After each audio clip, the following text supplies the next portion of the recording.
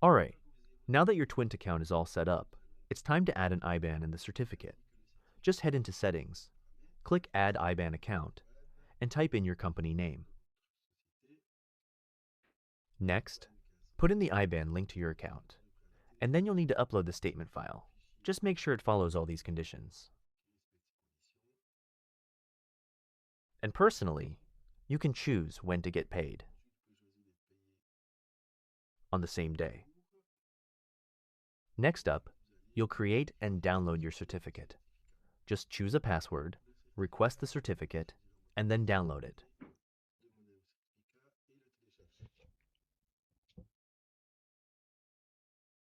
Alright, now we're going to create your store.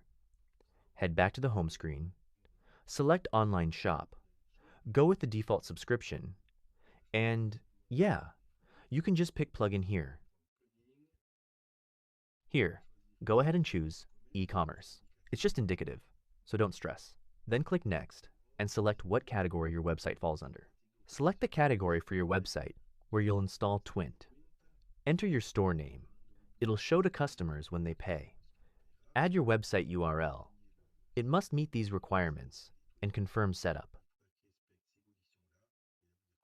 Once you've confirmed everything's good to go, you can upload your logo here and also select which IBAN you want payments to go to whenever someone pays through this store.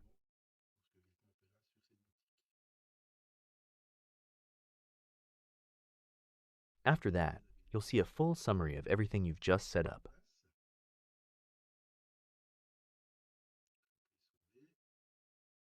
And right here, you'll see your store's UID. Go ahead and copy that. It's what you'll use to install your online store on your actual website.